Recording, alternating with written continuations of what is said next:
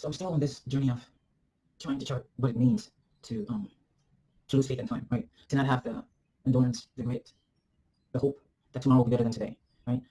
Because that's the foundation for all sacrifice, right? And I was asking myself, how is it that we don't pay children to go to school, right?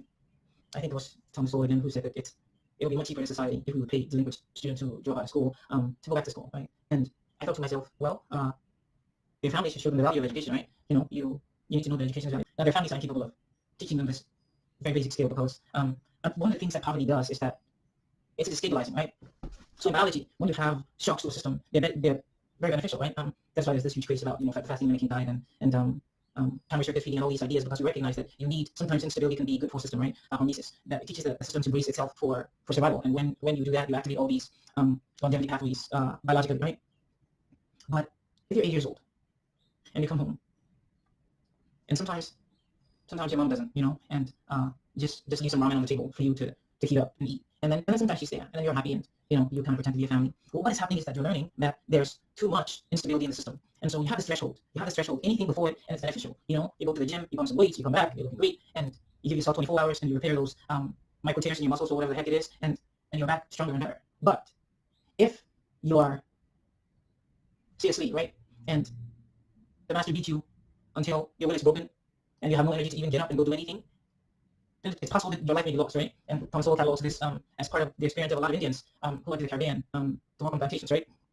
That their masters would just leave these places just drenched in their blood. So I think that the challenge is to not get past that place where shocks to the system lose their beneficial effect. And I don't know, I'm sure there's some psychology paper in every college and university that has figured out what number we're dancing around when we're asking this. Like, how much instability is too much instability in a 5-year-old's life versus an 8-year-old teenager, So I asked myself, right, I'm trying to work all the way upstream, because by the time we get downstream, the problem is so complex. And so I worked all the way upstream, and I asked myself, I don't know if this is controversial for some people, but why do the poor have children, Why do poor people have children? And I thought to myself that poor people have children because making a child is the last beautiful thing that is left for a person to do when all other things are denied him. Right? When you think about it, you know that feeling like you could be in a slum, and you would see a child, and you look into its eyes, and you think to yourself, man, this is beautiful, Now, there's the obvious thing, right? That, well, poor people have children the same reason that poor people have children, because, heck, they want sex and they want to procreate, right? And there's something that's also not clear to me, right? So when you're poor and you cannot go and buy Picasso and hang on your wall, and you cannot go and buy Maserati or a Porsche GT3 and take it around the racetrack and take in beauty that way, but you can make a baby. And when you make the baby, you have something beautiful for a little bit. But then you think to yourself, right? This baby is going to need resources that I as a poor person that I don't have. And that's why I think beauty is so essential, right? That's why we should support the art galleries and we should support artists, because I really think that's what it is, right? The poor people also need a little bit of beauty, Marcel Duchamp, right? And the whole argument about what is art. I think that the thing that happens in meditation for people who are advanced and have the discipline to stick it out is the same thing that happens when you look at the Mona Lisa. But that's very cheap. What I mean is that if you think about beauty, right, as an essential nutrient, right? Like, beauty is so crucial to us that we openly admit it, right? We derive everything about it, from marketing to whatever. So if we could classify beauty as an essential nutrient, something that man so desperately needs that he will violate his best judgment in pursuit of it, I think that when you look at the Mona Lisa or you look at something beautiful, what you're looking at is you're meeting your daily your RDA for beauty, right? And I think that when you're poor, the only way you can meet that RDA is by having a child, because otherwise it doesn't make sense, right? I think about this because a lot of the really, really poor people who still remain in the world look like me, right? They're in Africa. Not all of them, but a lot of them.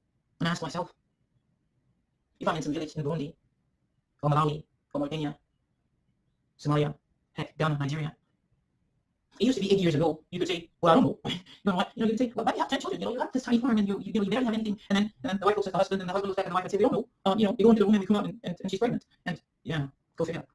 But now we know, right? Now we know it's not a mystery anymore, we don't even have that many storks left. Like, I feel like people are 8 and my mom told me that, so I'd be like, Mom, when was the last time you saw a stork? Like, can we come up with some other story about how babies are made? So you have poor people having children because it's the only way they can create beauty. Another reason, though, is that perhaps, right? Perhaps we all sense on a subliminal level that life is teleological, right? That the whatever left us here, sometimes I think about life this way, right? I feel like the aliens, right? that human beings are like a thumb drive, you know, and our DNA is the data that they're trying to preserve. And so they left us on Earth, and then they coupled the preservation of the DNA with pleasure, right? That's why sex is fun, right? Because I mean, think about it, right? If you're an alien and you want to be able to return to Earth and retrieve the thumb drive, aka human beings, aka DNA, then all you have to do is to take something that will preserve the data that's on the thumb drive, DNA. And how do you do that? You couple it with fun, right? So that DNA is preserved, because people will always find sex enjoyable, and as long as they're having sex, your data is preserved. Because I'm trying to explain also, right, why or how it is that we care so much that our genes go into the future, right? I call it the tyranny of the genetic payload, right? Some way, somehow, right? Charles is out here, and there's a program built into him that says that my genetic material must go forth into the future. And the way it does that is that he finds Amasewa, and they make beautiful babies, and his genes go forth into the future. The question nobody's really been able to answer for me is, why do I care? You know, why do I care? Why is it so important that my genes go into the future? Because I think that if we can solve this problem, right, we can diversify fraternity in a sense that we might come closer to solving the problem of poverty. This is what I mean, right? I don't know. Maybe you're Warren Buffett, right? And you raise up that you're worth $60 billion. And you have 3 children, and you say, well, I'm going to give these 3 children the best education that they can have, and then you give it to them. And then you find out that, hey, one of your children, he is struggling to even complete high school, right? And then you go and hire the best instructors in the world. And I don't know, you invest $100,000 in this one child so that he will become, you'll refine genius out of him somehow, right? Because you're so committed. But you can use that $100,000 to subsidize the after school program over here at Reynolds High School. And there might be some poor kid who comes out of the ghetto. And, you know, history is rife with all these examples of people who come out of nothing. And I think because, yeah, whatever. Let's not go down that rabbit hole today, Charles. So I think that poor people have children for these 2 reasons, right? Number one, it's the only thing beautiful that they can create, ultimately, right? Because they cannot afford to go to the museum. And so you create a child, and you look at the child's eyes, and you say, God, look what I made, look what we made. And the other thing is this force, this inexplicable force that drives us to send our genes into the future, because we're hoping for recovery, you know? I'm trying to think about this beyond the injection that go forth into the world and increase in numbers and dominate it. Because I feel like we've done that already, right? There's 9 billion of us. There's 9 billion of us. And there's not a single white rhino left, right? There are people who say, you know, oh, Charles, you're dancing on the edge, population control, you don't want to touch that. And how much is too much, right? I don't think when it's said that go forth into the world, dominate, and be maximized in it, then just us, you know? I don't know, I feel like in 10 years, in full time, the children are going to ask us, so you couldn't leave a little bit of space for the white rhino to also survive? There was 9 billion of you, and you kept making more copies of you? You didn't think there was enough of you? Yeah. I think it's a tragedy that about the only place that you can go to see biodiversity, wildlife, is the Serengeti, you know? And very soon, the people up in Namib and Kenya, they're going to wake up and say, hey, I don't know, whatever, wake up, right? And the last patch of land that lions lived on, that had uranium beneath it, right? Or coltan, or gallium, or some mineral or ore that we so desperately wanted. What we say then? Oh, you know what? Let's airlift all the animals of the Serengeti, all the bison and all the wildebeest and all the antelope and all the lions and all the cheetahs, and let's bring them to Utah so we can get to the gallium. So I think the upstream problem is that why are there all these children for whom there's not enough resource, psychological, material to provide for? And who am I to tell a 17-year-old girl barefoot in some village in Thailand that, do you really want to have that child? How do you want to take care of that child? And she says that Brahman will provide.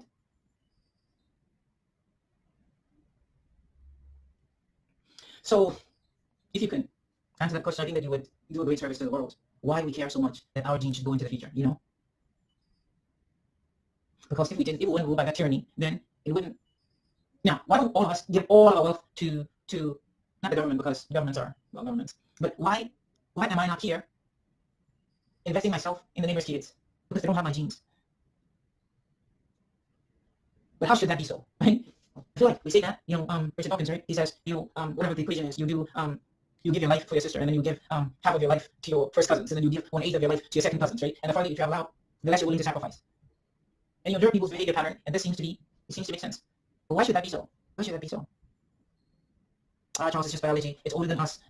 It's just the rules of the game, and that's just how it is. Maybe.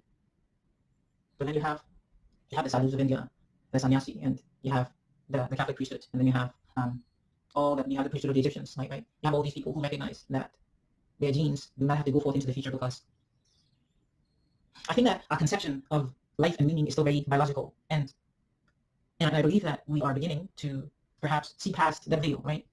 that to survive, what Woody Allen said, I want to be immortalized by not dying.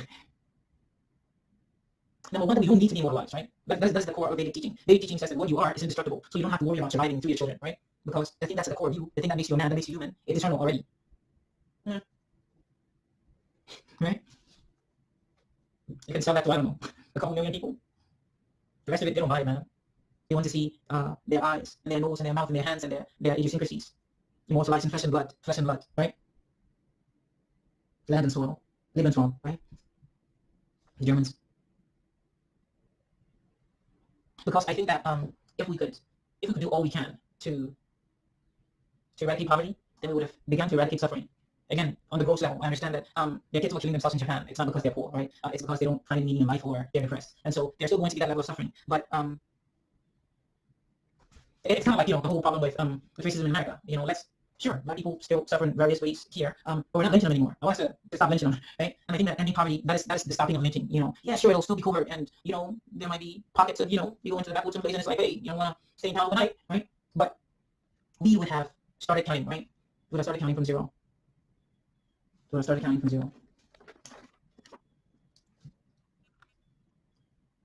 So I think that ultimately the challenge is how do we solve all the problems that contribute to the increase and the acceleration of poverty, right? The increase in poverty is caused because right now, for every child that we pull out of poverty through microloans, some other means, another child is born into poverty. And that child is born into poverty, I think that its parents are influenced predominantly by these two forces. Now that 16-year-old who gets pregnant because she didn't know how far she could go before you fell off the cliff, and she falls over the cliff. And that's why I think that there's two max 3 children per family. It makes sense, right? Because that will put us at replacement. And if we were to stop now, right, maintain human population of 9 billion, then maybe there might be a chance to save the wildebeest, and there might be a chance to save the lions, and there might be a chance to save the giraffe and the African elephant and all the rest of the biodiversity that is in the world. Because it's not just us who have to multiply and fill the earth, but all the abundance of creation